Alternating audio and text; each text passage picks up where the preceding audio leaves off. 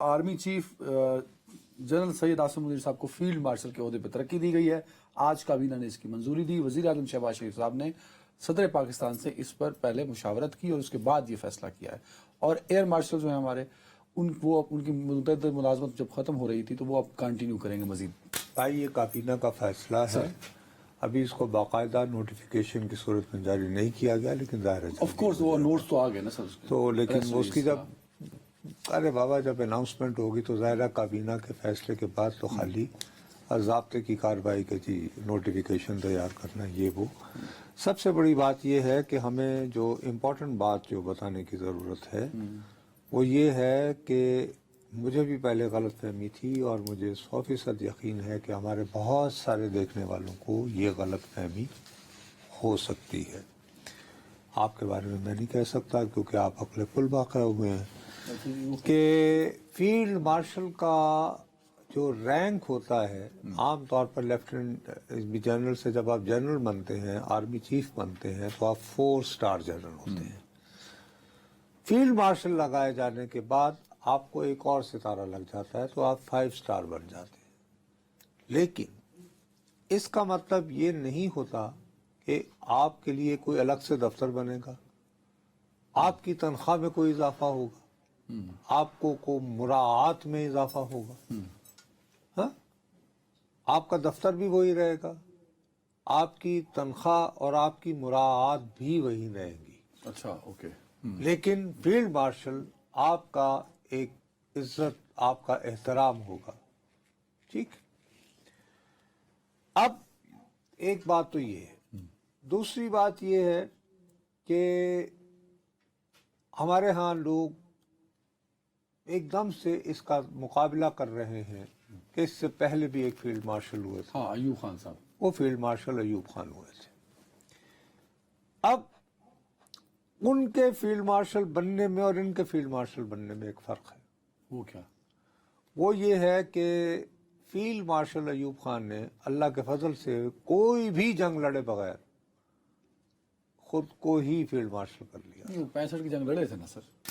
नहीं, 65 की जंग के वक्त पाकिस्तान के आर्मी चीफ जो थे, जो उन दिनों CNC कमांडर इन चीफ कहलाते थे, वो थे जनरल मूसा। ठीक है। लेकिन उसके लिए हुआ ये था कि अयूब खान साहब ने, आपको याद होगा, पहले 7 अक्टूबर को हमारे यहाँ उन दिनों के सदर सिकंदर मिर्जा ने मार्शल लॉ डिक्लेयर किया था। एक सिविलियन ने। ठीक है जी। जब उन्होंने एक सिविलियन सदर की हैसियत से मार्शल लॉ डिक्लेयर कर लिया तो फील्ड मार्शल अयूब खान साहब ने फैसला किया कि भाई ये इनकलाब अधूरा है, पूरा इनकलाब लाने के लिए ज़रूरी है कि आप घर जाएं। तो उन्होंने सिकंदर मिर्जा साहब को पिस्तौल दिखाकर इस्तीफा लिया उनसे। ठीक है साहब। और 27 अक्टूबर के बाद वो पाकिस्तान के सदर मुंतखब हो गए।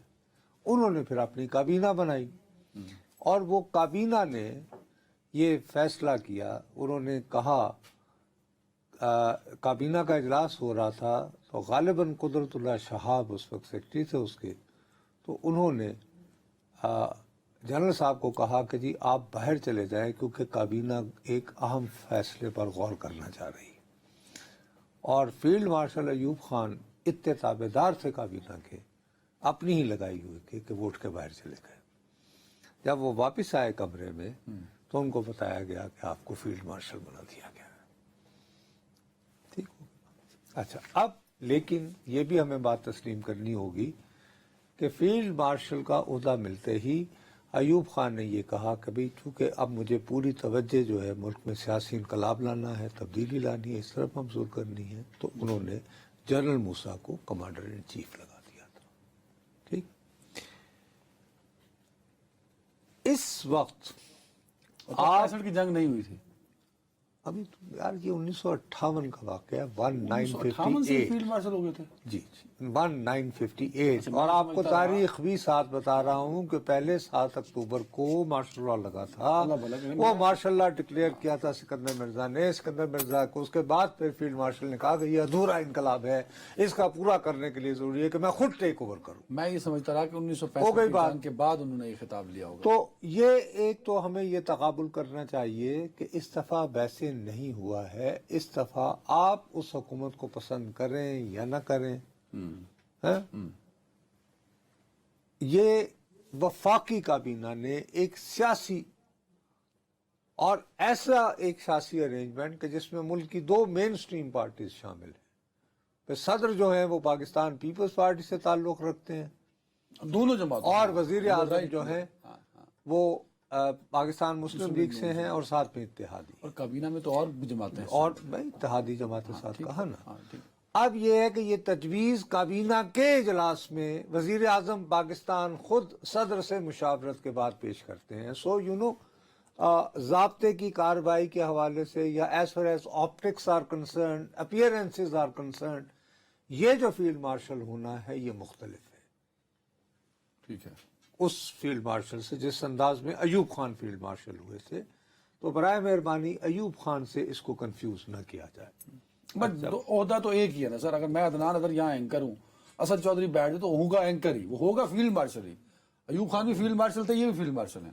فیلڈ مارشل کہلائے جائیں گے. ہاں وہی ٹھیک ہے. رسپیکٹ, عزت, اعزاز ہے, لیکن ان کی تنخواہ میں, مراعات میں, کوئی اضافہ, اختیارات میں اس کی وجہ سے کوئی اضافہ نہیں. اور دیر از ریٹائرمنٹ ایز ویل. جی اس کی میں آپ کو ایک بڑی, آپ کے خیال میں بھارت میں کتنے؟ مونک شاہ ایک. Not at all. مونک شاہ فیلڈ مارشل تھے سر. یار فلم بنی ان تم نے کہا ایک نا. میں یہ کہہ رہا ہوں کہ بھارت میں 2 ہوئے تھے فیلڈ مارشل. ہوا تھا. 2 ہوئے تھے نا. جو پہلا فیلڈ مارشل تھا اس کا نام تھا جنرل کری اپا. اس کو وہ ریٹائر ہو گیا تھا. ریٹائر ہوا تھا 1993 میں, 1953 میں 53 میں. ٹھیک ہے جی, 1953 میں ریٹائر ہو گیا تھا جنرل کرپا.